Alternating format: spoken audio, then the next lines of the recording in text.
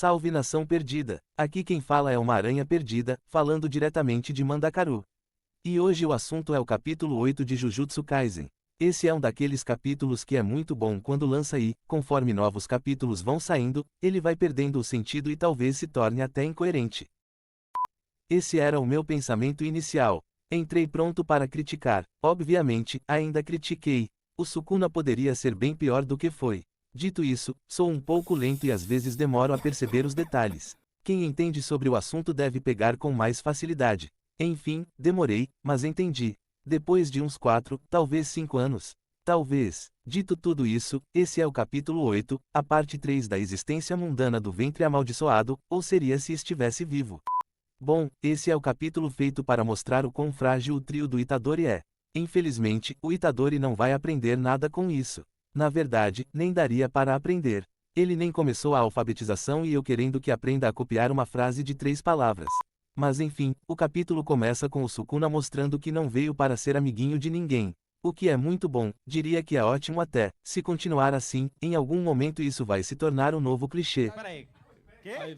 Então, vamos ver o ciclo dando a volta e teremos o retorno do garoto que é possuído por um ser maligno e eventualmente faz amizade com esse ser. Mas enfim, o Sukuna bola um plano para prejudicar o Itadori. E aqui, já fica claro que o Sukuna não sabe, ou pelo menos, era assim que via essa situação. Porque nesse momento, o Sukuna não tem dúvidas de que o Itadori vai assumir o corpo se ele simplesmente ir atrás do Megumi. O que assim, se é a primeira vez lendo, isso não é algo que vai gerar discussão, só passa a ser questionável conforme os novos capítulos saem. Porque aí sim, você começa a duvidar, e para mim, o Sukuna estava fazendo um famoso clichê, né, onde ele age como se não soubesse só para gerar um impacto de surpresa. Mas dessa vez percebi o que estava perdendo. Pois bem, o Sukuna bola um plano, a ideia é levar o espírito até o Megumi e destruir o plano do Itadori, ou pelo menos parte do plano. E falando sobre o plano, ele é muito bom em deixar claro que o Sukuna é um merda. Faz tempo. Porém, o Sukuna faz algo que não deveria ter feito. Primeiro, ele cura todos os 5 dedos da mão direita. O ponto positivo dessa ação é mostrar que o Sukuna tem o poder para se regenerar. Esse poder poderia ser usado tranquilamente como mais uma ferramenta de construção de personagem, porque ele faz isso de forma muito fácil. Você acha? Se quiser sim, mano. Então beleza, guarde essa informação por uns segundos. Antes de continuar, durante o processo de cura, mais uma vez temos um belo exemplo de como usar energia amaldiçoada, além do Sukuna, por tabela, mostrar como o Itadori nem deveria ter entrado nesse prédio.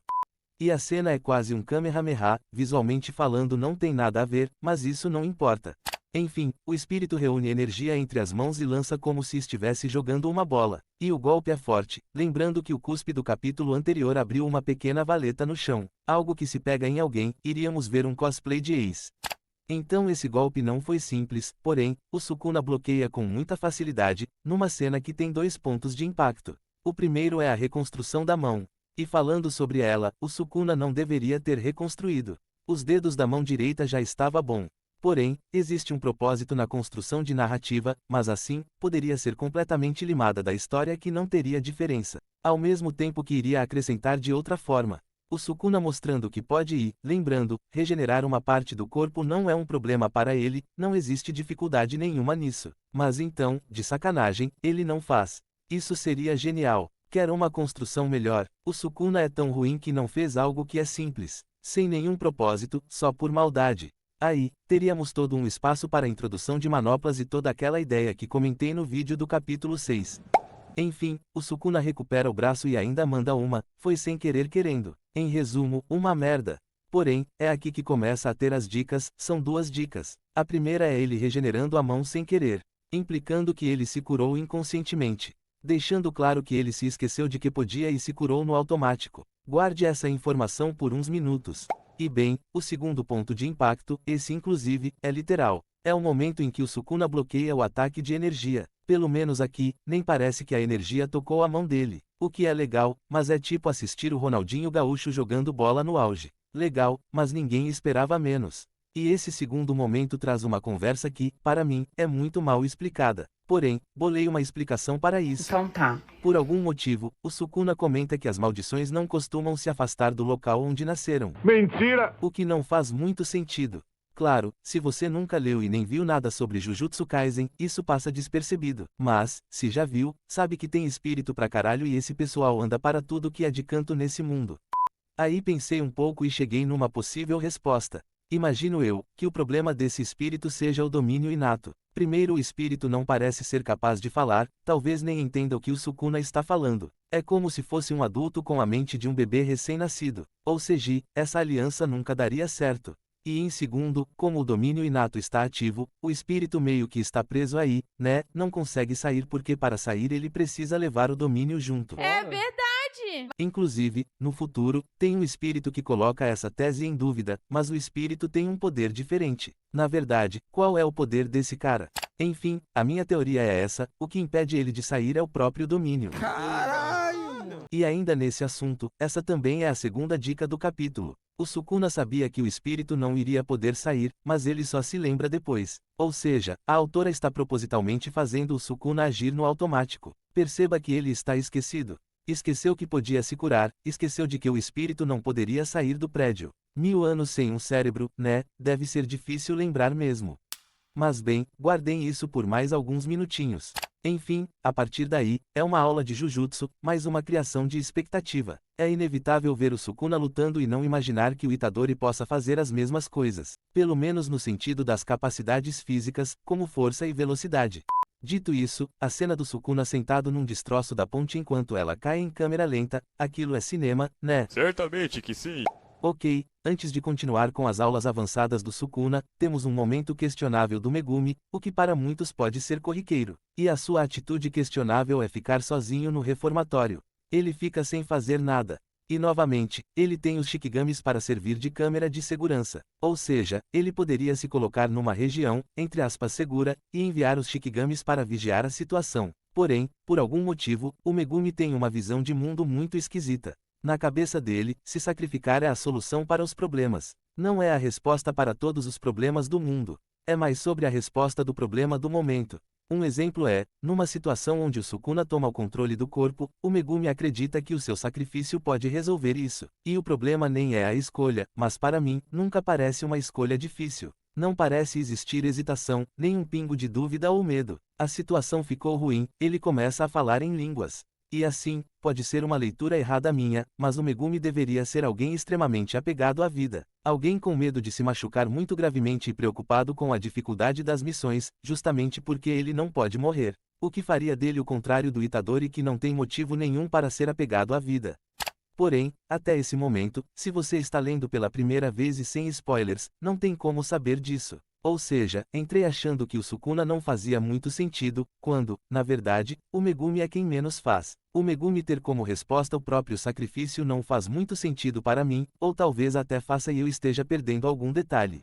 Mas enfim, no próximo capítulo, comento mais sobre. Então tá. E bom, antes de voltarmos para o Sukuna, temos a cena ridícula do Megumi pedindo para o Ijishi, depois que resolver a questão da Nobara, trazer um xamã de nível 1. Espero que esse diálogo esteja errado. Tipo assim, não faz muito sentido o Ijishi, ou mesmo o Megumi, no lugar de ligar pedindo reforço, esperar o Ijishi ir ao médico da escola, para só depois procurar alguém e, se achar, voltar. O que inclusive, reforça que esse diálogo pode estar errado. O Megumi pedir que o Ijishi arrume um xamã de nível 1, sendo que um nível especial é mais forte que um nível 1, não me parece muito lógico. Mas enfim, lógica e mangá estão aí para causar conflitos mesmo. Então, bem, voltamos para as aulas do Sukuna, que decide mostrar o que é poder de verdade. Então ele usou as duas mãos para criar um símbolo e invocar um templo demoníaco. Um templo com bocas que parecem ser humanas compondo a estrutura, enquanto na base do templo tem uma série de crânios. A maioria parece ser de touro, mas também tem uns crânios diferenciados. E assim que esse templo surge, o espírito é fatiado como mortadela. Um poder incrível, mas assim, o Sukuna usar o domínio para vencer essa luta foi um exagero absurdo. Inclusive, na teoria, o domínio inato deveria ter sido destruído antes de o espírito ser cortado. Mas, talvez, pensando com calma, o conflito entre domínios ainda não existisse. Peraí. Quê? Mas enfim, isso não importa muito, a parte mais importante é o Sukuna agindo de forma estranha. Primeiro que, ao recuperar o dedo, ele não o come, o que deveria ser uma atitude natural. E em segundo, ele espera o Itadori trocar de corpo. Até perceber que o pivete não está conseguindo e ficar louco. E esse é o momento, entrei nesse vídeo com a ideia de criticar essa cena. Na minha cabeça, não fazia sentido o Sukuna esperar o Itadori trocar de corpo, mas se prestar atenção, o Sukuna demonstrou esquecimento em pelo menos 2 momentos. Em 2 claros momentos. Primeiro, ele demonstrou, de certa forma, surpresa ao regenerar a mão. Como quem diz, verdade, eu posso fazer isso. Depois demonstra esquecimento ao chamar o espírito para atacar o Megumi. Só depois que o espírito reage com agressividade é que ele lembra, esse cara não pode sair daqui. Ou seja, ele realmente esqueceu que o Itadori iria ser punido por forçar a troca do corpo. Antes, para mim, isso era um clichê do gênero. Várias vezes os personagens evitam fazer algo, justamente para criar uma situação de impacto na cena. Isso acontece de forma bem simples de perceber em One Piece. Vira e mexe e os personagens esquecem do haki da observação. E para mim, essa cena era isso. O Sukuna estava esquecendo, só para gerar o impacto de fudeu, o Itadori perdeu o controle sobre o corpo. Em essência, é a mesma coisa, mas o legal aqui é que a autora preparou o terreno. Fica mais natural. Como ele demonstrou esquecimento em outros 2 assuntos, não é estranho ele agir no automático, acreditando que o Itadori poderia recuperar o corpo sempre que quisesse. Dessa forma, também evita que o Sukuna fosse atrás do Megumi imediatamente. Dito isso, o Sukuna recuperando a mão ainda poderia ser retirado da história sem causar um impacto negativo. E o Itadori de manopla seria muito massa. Mas enfim, seguindo em frente, quando o Sukuna percebe e lembra que o Itadori não vai conseguir trocar de lugar nem tão cedo, Sukuna abre logo um sorrisão e desce para a pista, hora de comer o bumbum do falso emo. E aqui chegamos ao final do capítulo, com o motivo primordial do Sukuna ter regenerado a mão esquerda. Já que o Rei das Maldições usou o Itadori como refém ao arrancar o coração dele, então o Megumi precisa de uma dica, para pelo menos tentar alguma coisa antes de começar a falar em línguas. E outra coisa, sempre tive dúvidas sobre como o Sukuna se mantém vivo, afinal de contas, ele está num corpo humano, entre muitas aspas, normal. Mas a resposta é simples, basta usar o poder de cura para manter o corpo funcionando. Mas imagina se todo mundo pudesse fazer isso. É nessa hora que você agradece a inutilidade dos xamãs. 1000 anos, Sukuna tem na faixa dos 1000 anos. Isso implica que já existia uma cultura de feiticeiros antes do Sukuna nascer. Mas vamos jogar no seguro aqui, então são pelo menos 1000 anos em que a cultura feiticeira não teve uma única evolução. Na verdade, a sociedade de Jujutsu vem ano após ano enfraquecendo, tanto em poder mágico como em físico. Diga aí, são pelo menos 1000 anos de existência e, no lugar de melhorar, piorou. Ou seja, que sociedade inútil meu parceiro. 1000 anos e não tem uma alma podre para se questionar se essa metodologia realmente está correta. Inclusive, o Satoru e o Megumi são ótimos exemplos dessa metodologia falida. Mas se eu comentar agora, pode ficar muito bagunçado. E bem, com tudo isso dito, que comece o jogo. De um lado, o Itadori, será que ele assumirá o corpo e encarará a morte de peito aberto? Do outro lado, o Megumi, será que ele vai falar em línguas, desistindo do Itadori e eliminando 3 dedos do Sukuna? Ou, a terceira via, o Sukuna vai triturar o Megumi antes de perder o controle do corpo.